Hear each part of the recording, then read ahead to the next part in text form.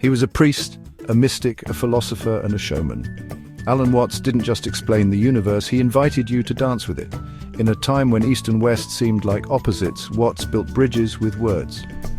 He decoded Zen, demystified Taoism, and gave voice to the mystical heart of Hinduism, all in a British accent that somehow made the cosmos sound charming. But behind the charisma was a radical message. The self is an illusion, time is a game, and enlightenment might just be remembering what you already knew.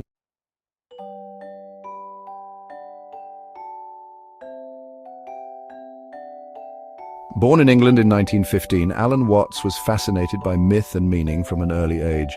He studied theology, became an Anglican priest, and later moved to the United States. But the church could not contain his cosmic curiosity. Disillusioned by dogma, he resigned his post and immersed himself in Eastern philosophy, becoming one of the first Western thinkers to make Zen Buddhism, Taoism, and Vedanta accessible to a global audience. He wrote prolifically, recorded hundreds of lectures, and became a countercultural icon of the 1960s, challenging Western ideas of success, selfhood, and sanity.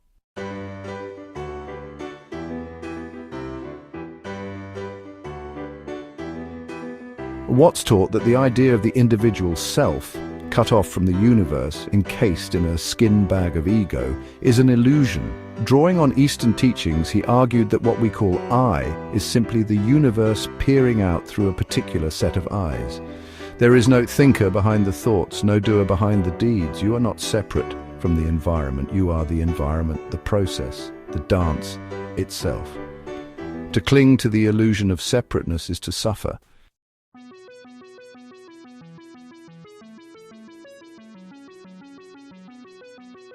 Alan Watts often reminded his listeners, "You are not in the universe, you are the universe." Just as a wave is not separate from the ocean, you are not separate from life. This wasn't mere poetry, it was an ontological claim rooted in Vedanta and Mahayana Buddhism. The ego, he said, is a social convention, a functional hallucination we mistake for our true identity. When you realize you're not just a separate organism, but the entire cosmos expressing itself, life becomes play, not a burden, but a dance. The whole point is not to arrive, but to flow.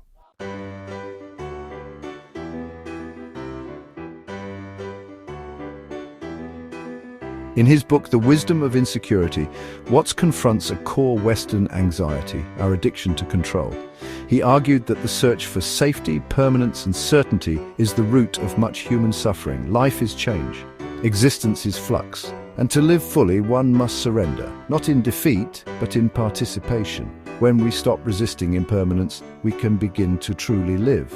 As Watts put it, to hold your breath is to lose it. You must let go to live.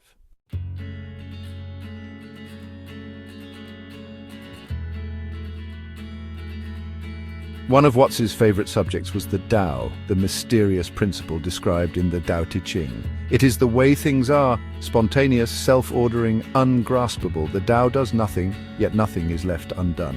Watts likened it to water, soft, yielding, yet unstoppable. He urged people not to fight the Tao, but to ride it like a surfer rides a wave. Harmony, he said, isn't about control, but about responsiveness. The sage flows with life, not against it.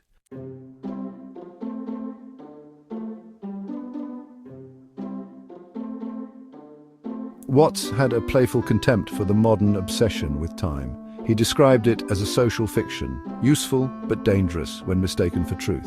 The past is memory, the future is imagination, the only reality is now. Yet we live like time is chasing us, running toward a horizon we never reach.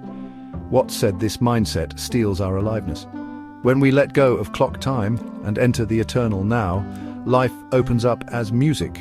Not something to complete, but something to enjoy as it unfolds.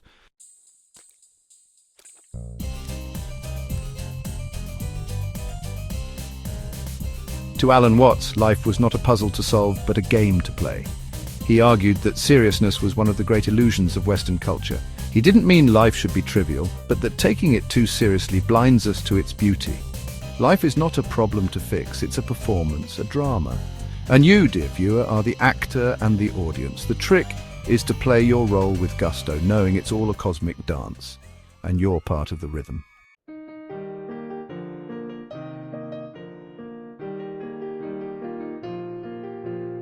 Watts was one of the first to introduce Zen to Western ears, not as a religion, but as an experience.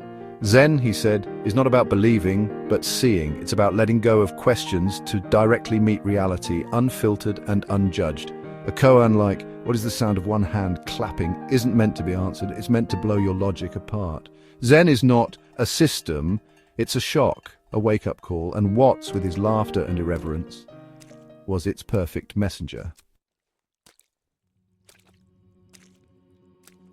Watts often warned us not to mistake the map for the territory. Language, he said, is a useful tool, but also a trap. We talk ourselves into believing in things that don't exist, like the ego or a fixed self. Words freeze fluid processes, they divide what is whole. Watts used language like a magician, creating loops, reversals, paradoxes, to get us to let go of language itself, to fall back into direct experience, into the raw, radiant now.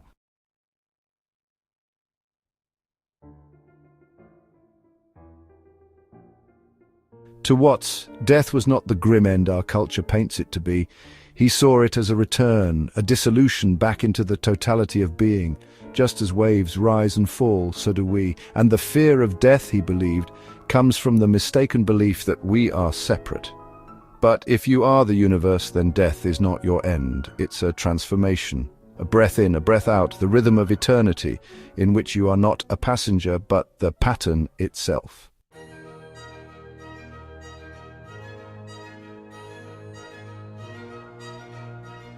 Alan Watts didn't offer dogmas. He offered invitations to wake up, to participate, to let go. He showed that enlightenment isn't somewhere you arrive, it's what's happening right now if only we stop resisting. His voice, still echoing through recordings, reminds us of the great cosmic yes, that life is not a thing to grasp, but a song to sing. So sing it, dance it, be it, you are it.